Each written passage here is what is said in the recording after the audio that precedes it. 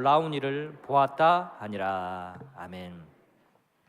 계속해서 우리는 복 있는 사람 본문을 따라서 누가복음을 묵상하고 있습니다. 지난 한 주간 동안 누가복음을 묵상하는 걸 잊으신 분들은 또 오늘 주일을 기점으로 다시금 새 출발하시기를 바라고요. 계속해서 누가복음 묵상을 통해서 주님 말씀에 귀 기울이고 음성을 듣기를 바랍니다.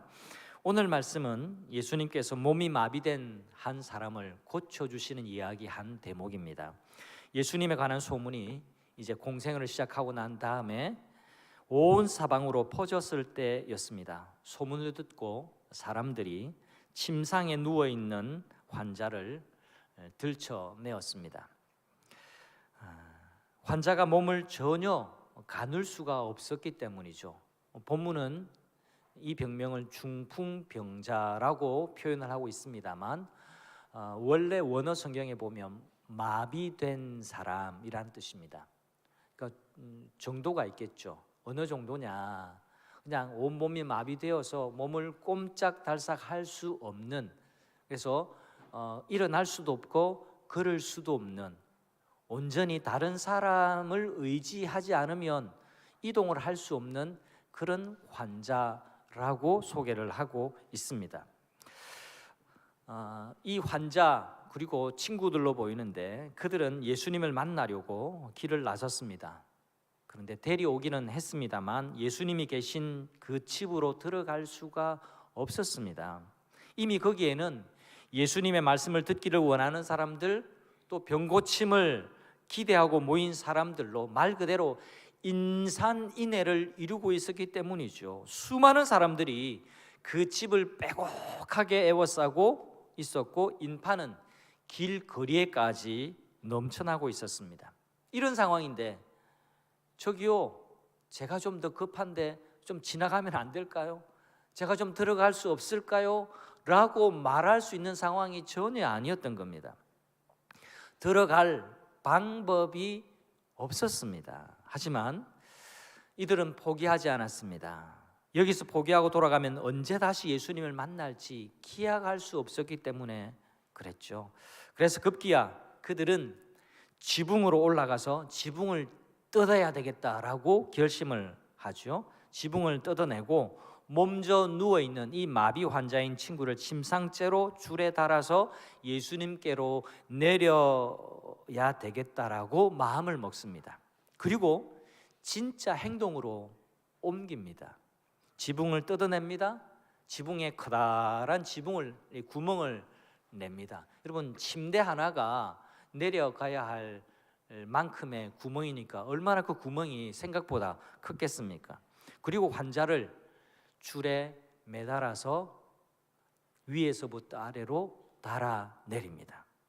19절 말씀 볼까요? 이걸 함축적으로 이렇게 설명을 합니다. 무리 때문에 메고 들어갈 길을 얻지 못한지라 지붕에 올라가 기와를 벗기고 병자를 침상째 무리 가운데로 예수 앞에 달아내리니. 상상력을 좀 더 발휘해 보시면 어떨까요? 지금 제가 설교하고 있는 이 시간에 천정에 구멍이 뚫려요. 우다다구닥 소리도 나고 막 먼지도 떨어지고 말입니다. 환자가 거기서 침대째 누워 있는데 줄에 매달려 지금 우리 예배하는 이 중간에 내려온다고 한번 생각을 해 보십시오. 눈이 휘둥그레지고 깜짝 놀랄 만한 상황입니다. 예수님께서 그 집안에서 설교를 하시는데 머리에 흙가루가 막 날리는 겁니다. 당시 유대 나라의 가옥 형태를 이해하는 게 필요한데요. 그 당시의 유대 나라의 가옥 형태는 우리와 좀 다릅니다. 그 나라에는 비가 많이 오지 않는 그런 환경이에요.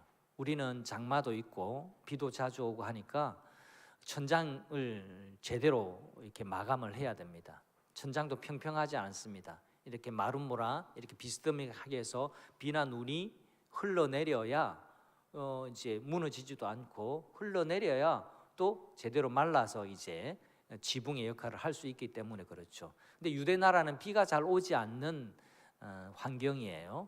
그렇기 때문에 지붕을 그렇게 뭐 비스듬하게라거나 철저하게 할 필요가 없었습니다. 그게 그들의 문화였습니다. 그래서 지붕 마감은 이제 벽체는 이제 나무 기둥을 하고 돌로 쌓고, 하지만 천장은 그냥 평평하게 합니다. 그냥 강렬한 햇볕만 막아줄 수 있도록 하고, 또 평평하게 해서 거기에 옥상처럼 해서, 그러니까 뭐 이렇게 다른 활용을 하는 그런 가옥의 형태였습니다. 그러니까 천장은 비교적 가벼운 지푸라기나 진흙을 섞어서 그 얼기설기한 그 나무 기와 사이에 덮어놓는 그런 형태였습니다. 그런 가옥의 형태였기 때문에 오늘 이야기가 가능한 겁니다. 환자를 데리고 온 사람들이 이 지붕을 뜯어내는 통에 이 지푸라기는 흘러내리고 흙먼지가 이만저만하지 않았을 겁니다.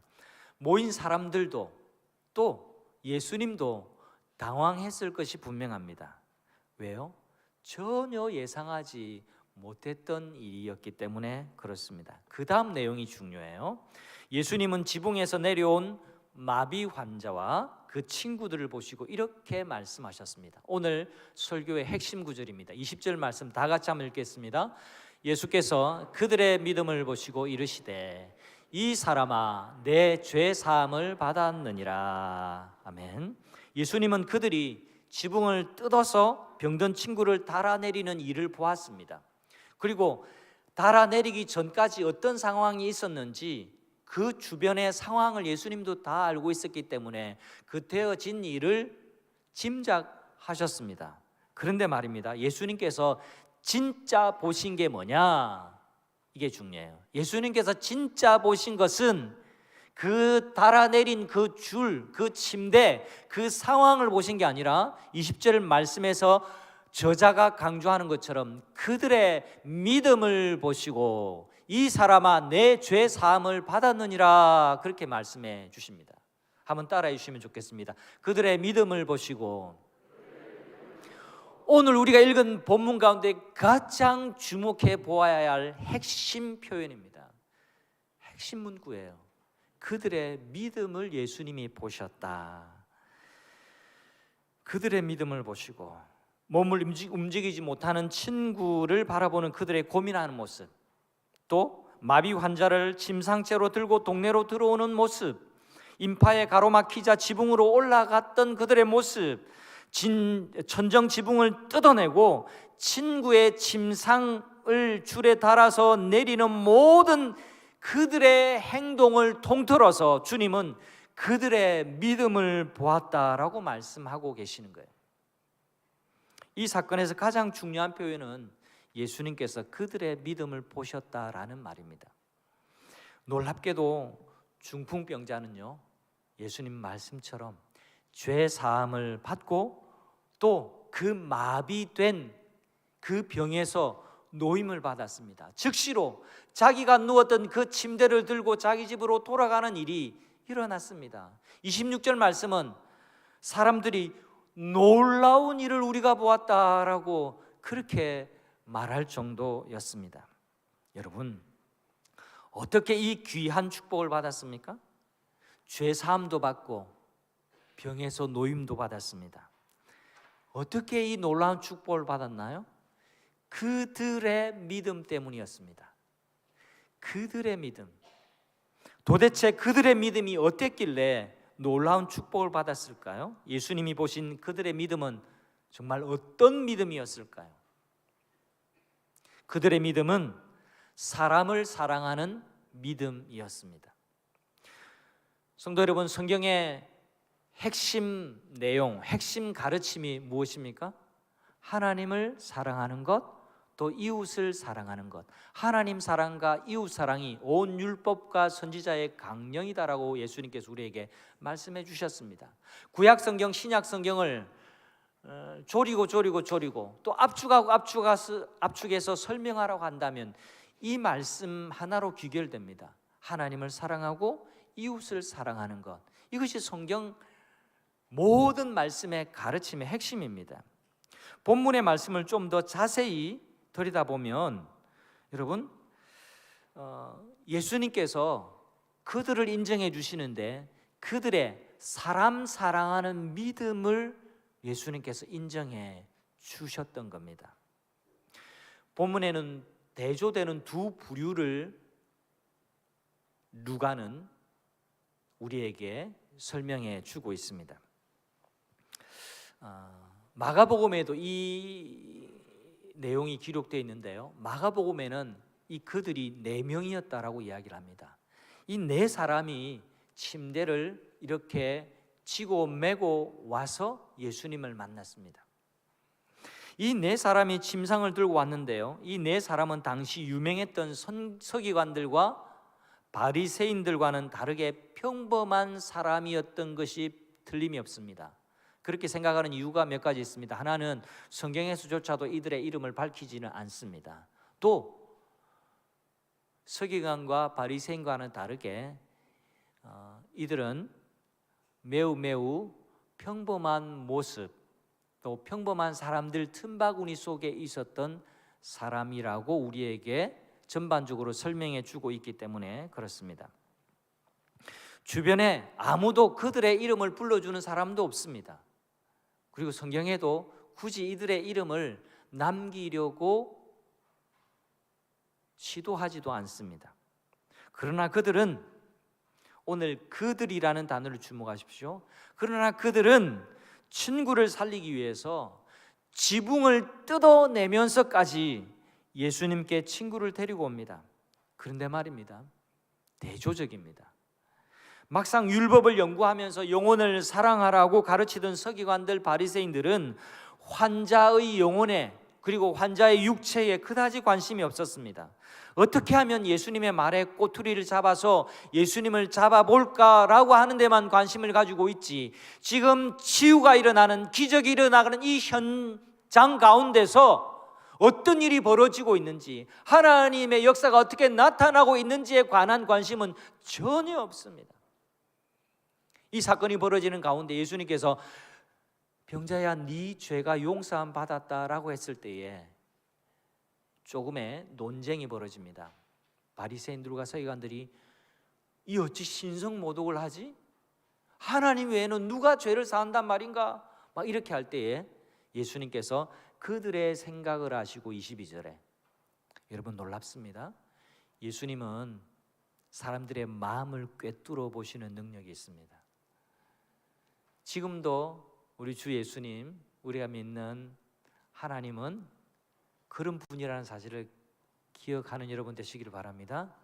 우리의 마음을 꿰뚫어 보세요. 여러분 다 마스크 쓰고 계시니까 저는 여러분 표정도 제대로 읽을 수 없어요. 그러나 주님께서는 이 자리에 앉아 계신 여러분 한 분 한 분의 마음이 어디에 가 있는지, 무엇을 생각하고 있는지, 무엇을 욕망하고 있는지, 무엇을 기대하고 있는지, 참 믿음으로 이 자리에 앉아 있는지, 아무런 생각 없이 습관적으로 나와 앉아 있는지 다 마음을 꿰뚫어 보신다는 사실을 기억하시기를 바랍니다. 지금 정신줄 다른 데 갔다가 지금 헤매고 있는 분은 다시 이 자리로 데리고 오시기를 바랍니다. 우리 주님이 그런 분이에요. 그들의 마음을 아시고, 죄사함을 받았다 하는 말이 쉽겠느냐, 병에서 노인을 받아서 침상째 들고 가라고 하는 말이 쉽겠느냐, 이렇게 말씀을 하십니다. 이 내용도 사실 설교 한 편의 내용인데, 오늘에 제가 강조하고 싶은 것은 이 내용은 좀 덜어내겠습니다. 시간 관계상 이건 오늘 제가 이야기하고자 하는 본 이야기가 아니기 때문에. 아무튼 침상째 메고 왔던 그들과 서기관과 바리새인은 이렇게 대조적이에요. 성경은 의도적으로 이 두 부류를 대조시키고 있습니다. 서기관들과 바리새인들은 늘 예배와 전통과 의식을 중요하게 생각했습니다. 그러나 문제는 그들의 마음에 사람 사랑하는 마음이 전혀 없었다라는 데 문제가 있습니다. 예수님은 그들의 생각을 꿰뚫어 보셨어요. 22절 다시 봅니다. 그들의 생각을 아시고, 그들의 생각을 아시고. 서기관 바리새인들은요, 오늘날로 말하면 저 같은 목회자고 교회 직분자고 또 교회에 빠지지 않고 교회를 다니는 사람들이라고도 말할 수 있을 겁니다. 여러분 성경 읽을 때 자칫하면 나도 저렇게 될 수 있다라는 경각심을 가지고 있는 것이 필요해요. 저는 정말 그런 마음으로 성경을 읽으려고 노력합니다. 여러분, 이 자리에 가장 종교적인 사람이 누굴까요? 저 아니겠습니까? 저는 직업 자체가 목회자입니다. 누구보다도 말씀 읽고 성경 보고 찬송하고 예배 인도하고, 그 다음에 누구보다도 교회 일에 익숙한 사람이 저라고 할 수 있습니다. 그러나 저라는 사람도 사람 사랑하는 믿음 없이 이 일 할 수 있어요. 얼마든지 그럴 수 있습니다. 목사라고 불리지만, 목사라고 그 일을 하고는 있지만 정말 사람 사랑하는 마음 없이, 그런 믿음 없이 일을 하는 사람이 될 수 있습니다. 저만 그럴까요, 여러분? 교회 직분자들, 그리고 직분을 받지 않았지만 매 주일마다 빠짐없이 교회 나오는 여러분 한 분 한 분도 충분히 그럴 수 있습니다. 교회라는 곳 내가 익숙하고 하나님 말씀은 매우 익숙하지만 그 말씀이 가르치는 방향은 전혀 알지 못한 채, 그 말씀의 핵심은 알아듣지 못한 채, 사람 사랑하는 그 믿음은 없고 하나님 사랑하는 그 마음은 사라지고 그냥 종교의 껍데기만 안고 이 자리에 앉아 있을 수, 충분히 그럴 수 있다라는 사실을 여러분도 받아들이시면 좋겠습니다. 제가 왜 매일매일 여러분과 함께 큐티하면서 왜 이 말씀으로 설교를 준비하시는지 압니까? 저도 여러분과 함께 주중에 말씀 묵상하고 여러분과 똑같이 하나님의 음성을 들으면서 같은 방향으로, 같은 본문으로, 같은 영성으로 같이 믿음 생활하고 싶어서 그러는 겁니다. 저 이전에 만들어 놓았던 설교 엄청 많습니다. 그 하나 픽해서 여러분들과 얼마든지 설교를 나눌 수도 있습니다. 그러나 그렇게 하는 순간 생명력이 없기 때문에 그렇습니다. 설교를 제일 먼저 듣는 나 자신에게 은혜가 되지 않기 때문에 그래요. 하나님의 말씀이 아니라 그냥 종교적인 수사에 불과하지 않기 때문에 그렇습니다. 여러분, 이 마음은 저만 가져야 될 마음이 아니라 이 자리에 계신 모든 성도님들이 가져야 할 마음입니다. 나는 서기관이 아니라고요? 바리새인이 아니라고요? 그 마음이 아닐 수 있습니다. 그 생각이 아닐 수 있습니다. 말씀을 읽으면서 하나님이 지금 내게 뭐라고 말씀하고 계시는지, 뭐라고 경고하고 계시는지, 뭐라고 지금 나의 잘못된 부분을 짚어내고 계시는지 말씀을 통해서 그 본질로 돌아가 봐야만 합니다. 믿음의 본질, 신앙생활의 본질, 그 본질로 돌아가 봐야 돼요.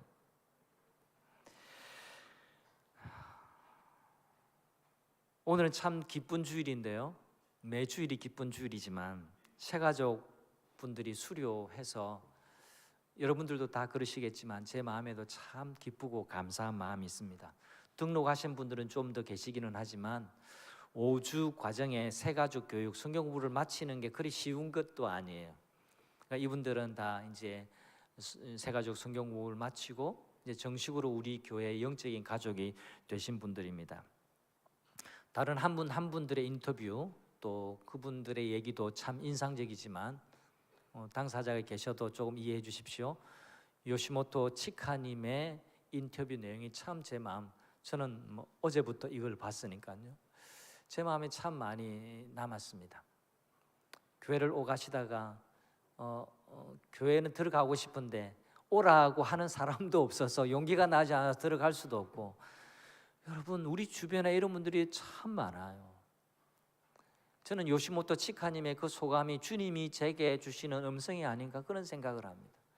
여러분, 교회를 나오고 싶어도 같이 가자고 하는 사람이 없어서, 용기가 나지 않아서, 교회라는 곳에 문턱이 참 많이 높아 보여서 교회를 나오지 못하는 분이, 준비된 요원들이 우리 주변에 참 많은데도 우리가 그들을 부르지 못했어. 교회 나오지 않은 분들이 아직도 우리 반석 마을에 많이 있을 겁니다.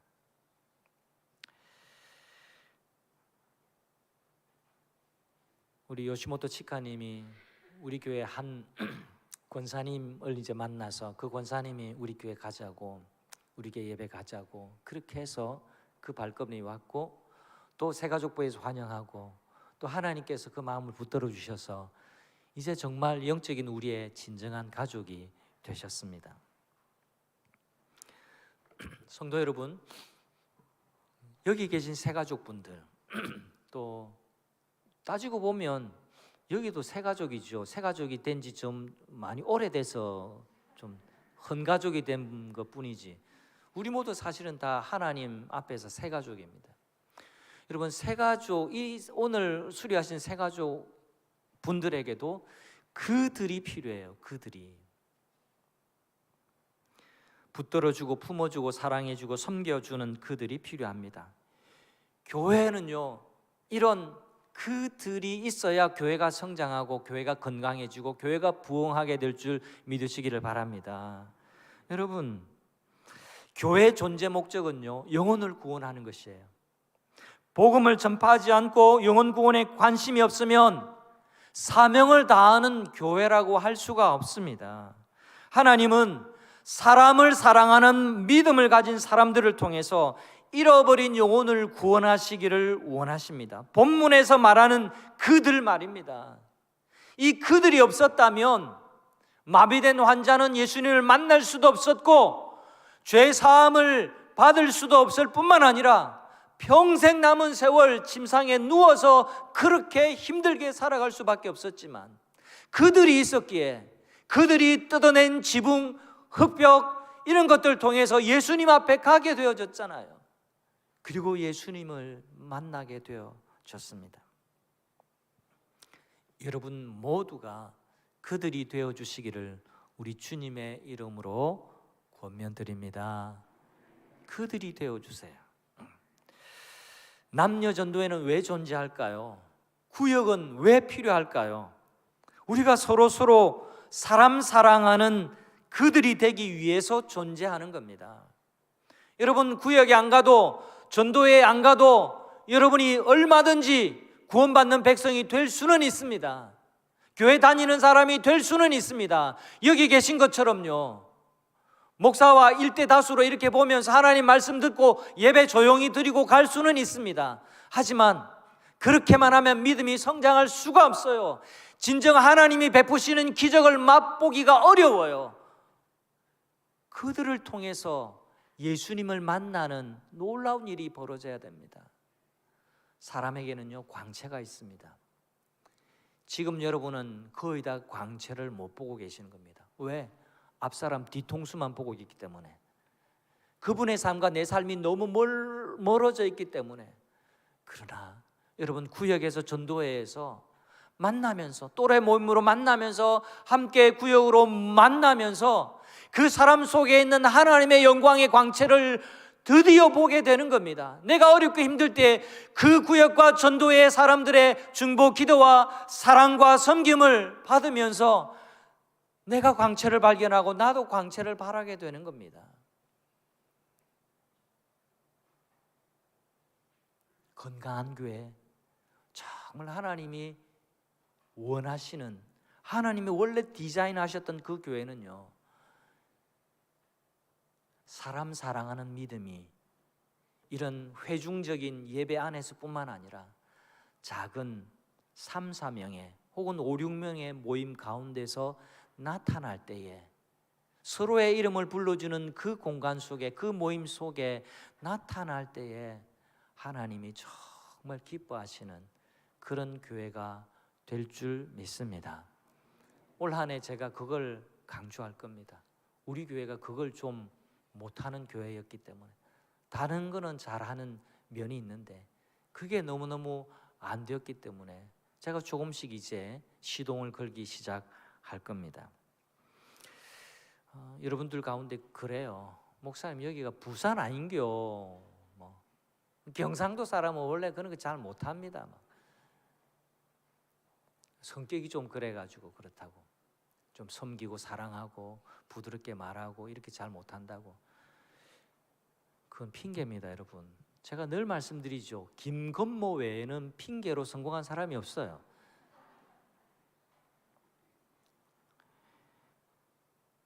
성경 어디에도 경상도 사람은 그래 해도 된다라는 말이 없습니다. 여러분, 성경은 오히려 그 반대로 말합니다. 진짜 성령 충만하고 성령의 열매가 맺히면요, 친절해져요. 양선, 그게 양선이거든요. 부드러워집니다. 섬깁니다. 희생합니다. 오래 참습니다.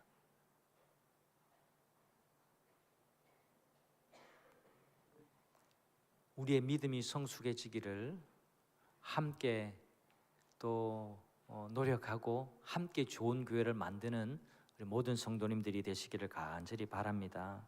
우리가 연습을 해야 돼요. 자꾸 뭐 경상도 사람이니 이런 말 하지 말고, 우리는 이전부터 그렇게 안 해봤는데 이런 말 하지 말고, 여러분 모든 게 다 연습이 필요해요. 사랑하는 것도 연습이 필요합니다. 말하는 것도 연습이 필요합니다. 처음부터 이렇게 부드럽게 말이 잘 안 나올 수 있거든요. 원래 말하는 게 억셀 수는 있습니다. 하지만 연습을 해야 돼요. 서울 사람들이 그러다잖아요. 밑에 내려와서 대중교통 가면 사람들이 막 싸우는 것 같다고, 막 이렇게 경상도 사람 말하면 막 일본 말하는 것 같다고 막 그렇게 하는데, 아무튼 부드럽게 말해주시고 또 사랑을 담아서 말해주시고 사람 사랑하는 믿음으로 서로가 서로에게 그들이 되어주는 우리 교회 모든 성도님들이 되시기를 간절히 바랍니다. 여러분, 이제 우리가 그걸 연습하는 겁니다. 그게 믿음으로 행하면서 사는 겁니다. 생각해 보십시오. 누군가를 사랑한다라고 말할 때 그 사랑이 행동으로 옮겨져야 의미가 있습니다. 먹을 것을 사주든지 시간을 내준다든지 선물을 한다든지, 이렇게 내가 사랑한다라고 말하는 대상이 원하는 일을, 행동을 해야 합니다. 그게 사랑하는 겁니다. 그래야 사랑이 표현되고 증명이 되는 거죠. 사랑한다라고 말해놓고서는 아무런 일도 하지 않으면서 그렇게 산다면 그 사랑은 가짜입니다.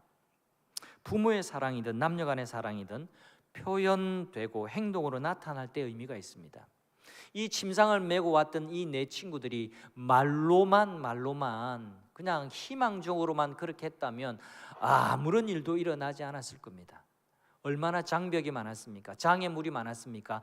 안 될 만한, 할 수 없을 만한 이유를 대려고 하면 얼마든지 많았습니다. 그러나 이들은 지붕을 뜯어내고 줄을 달아서 자기의 병자 친구를 예수님께로 갖다 놓을 정도의 열정이 있었습니다. 사람 사랑하는 믿음으로 행했습니다. 이걸 보시고 예수님께서 그들의 믿음을 보시고 죄 용서를 선포해 주시고 병자에게 병에서 노임을 받도록 치유의 은혜를 베푸셨습니다. 믿음도 마찬가지입니다. 이것 말하고 싶은 거예요. 믿음도 마찬가지입니다, 여러분. 믿음이 행동, 행위로 드러나지 않으면 그건 죽은 믿음이에요. 성경의 가르침입니다. 예수님은 마비가 되고 몸져 누운 환자의 친구를 위해서 행동했던 그들의 믿음을 보셨습니다. 요즘 말로 예수님이 그들의 믿음을 보시고 감동을 먹으셨어요. 여러분, 오늘 본문 가운데 어느 구절이 제일 하이라이트로 빛이 나는지 한번 가만히 보시기를 바랍니다. 예수님이 그들의 믿음을 보시고 믿음을 보셨다라고 말합니다. 여러분, 아셔야만 합니다. 그 주님은 오늘날도 살아계신 주님이십니다. 그 주님이 여러분 모두에게, 한 분 한 분들에게 말씀하세요. 너의 믿음을 좀 보여다오. 내가 너의 믿음을 좀 보고 싶구나. 내가 너 믿음 보고 싶어. 주님과의 관계는요, 믿음으로 연결되는 관계예요. 주님이 제일 기뻐하는 분은요, 옷 잘 입고 다니는 분, 공부 많이 한 사람이 아닙니다. 가진 게 많은 사람이 아닙니다. 믿음으로 행하는 사람을 하나님이 가장 기뻐하신다라는 사실을 믿으시길 바랍니다.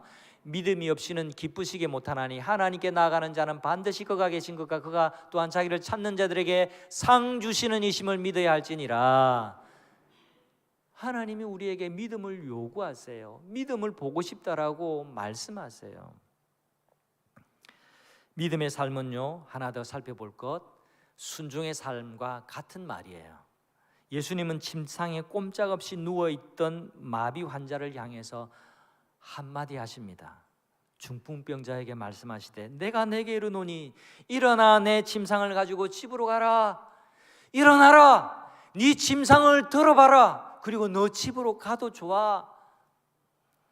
그 다음 무슨 일이 벌어졌는지 여러분 눈으로 목격해 보시기를 바랍니다. 25절, 그 사람이 그들 앞에서 곧 일어나 말씀대로 기적이 일어났습니다. 그 누웠던 것을 가지고 하나님께 영광을 돌리며 자기 집으로 돌아갔다, 그렇게 말씀합니다. 그 사람이 그들 앞에서 즉시 일어났다 말씀합니다. 저는 이 순간을 믿음의 순간이라고 부르고 싶습니다. 믿음이 드디어 기적으로 광채가 발하는 순간이에요. 믿음과 순종은 별개의 것이 아닙니다. 예수님이 아무리 그렇게 말씀하더라도 먼저 누워있던 그 당사자가 일어날 생각이 없었으면, 그 예수님의 말씀을 믿지 않았다면 이런 기적은 일어날 리 만무했던 겁니다. 여러분, 이것이 불꽃이 튀는 순간이에요.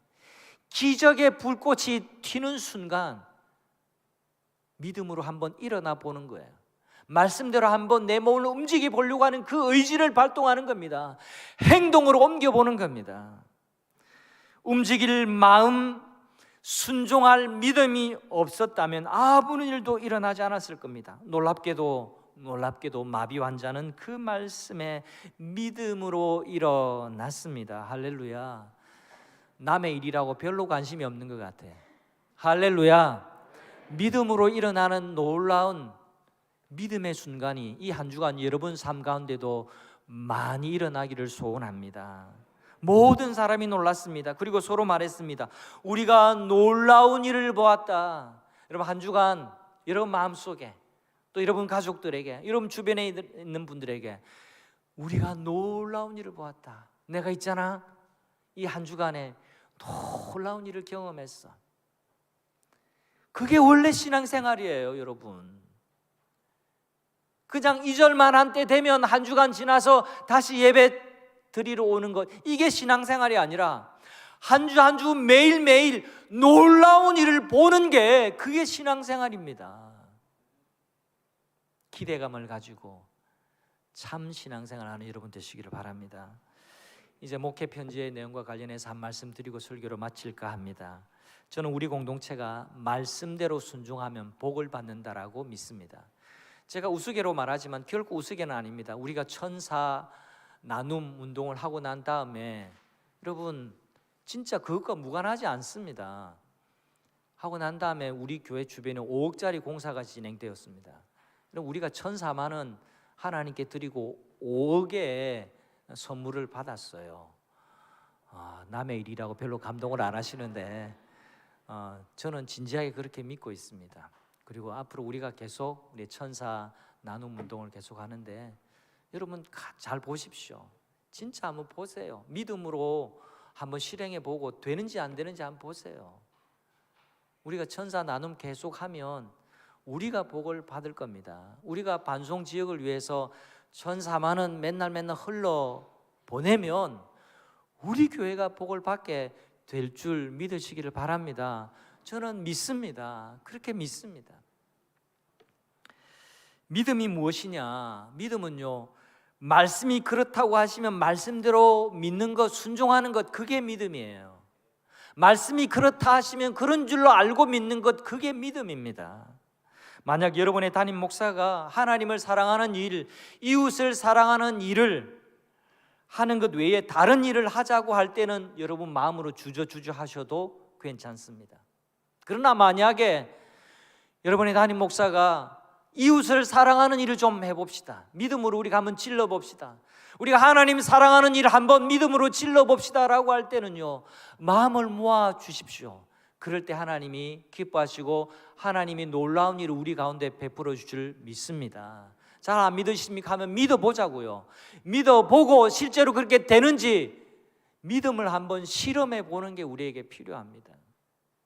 제가 목회 계획을 세우면서 2023년 보니까 보통 한 달은 4개의 주일이 있습니다. 근데 보니까 5번의 주일이 5번 있어요. 1월 달에 한 번 있고 4월에 있고 7월에 있고 10월에 있고 12월에 있어요. 우리 매주 주일 점심이 얼마나 맛있는지 몰라요. 얼마나 밥 먹는 게 행복한지 모릅니다. 근데 여러분, 오늘 목회 편지의 첫 구절에 있는 것처럼 우리가 냉수 한 그릇이라도 작은 자를 위해서 우리가 섬기면 하늘의 상이 결탄코 잃어버리지 않을 거라고 우리에게 말씀하시는데, 저는 그 말씀을 믿습니다. 믿고 싶습니다. 그래서 성도님들에게 이런 협조를 부탁드립니다. 다음번 4월에 있는 5번째 주일엔 제가 또 광고하겠습니다만, 그때는 밥값을 내고 점심을 드시기를 바랍니다. 100원도 좋습니다. 1000원도 좋습니다. 남을 도울 수 없을 만큼 가난한 사람은 없습니다. 누구나 남을 다 도울 수 있습니다. 그래서 그날은 내가 밥값을 내는 주일이다, 그렇게 생각을 하시고요. 그건 사랑 나눔으로 그대로 들어와서 교회 재정으로 잡지 않을 겁니다. 그대로 우리 지역에 또 가난한 분들, 그 다음에 우리의 사랑이 필요한 분들을 대접하는 냉수 한 그릇의 헌금으로 사용할 겁니다. 방법은 또 날짜가 다가오면 말씀드려 볼게요. 여러분, 저는 말씀을 믿습니다. 성도님들도 말씀을 믿는 성도님들이 되시기를 축복합니다. 그렇게 할 때 목회 편지에 인용한 말씀처럼 결단코 우리가 상을 잃지 않을 줄 믿습니다. 우리가 사람 사랑하는 믿음으로 살 때에 하나님의 축복을 받게 될 줄 믿습니다. 우리가 말씀을 믿고 순종하는 결단을 하면 하나님의 기적을 보게 될 줄 믿습니다. 이 한 주간 우리가 놀라운 일을 보았다라고 매일매일 고백할 수 있는 성도님들이 되시기를 주님의 이름으로 축복합니다. 우리 다 함께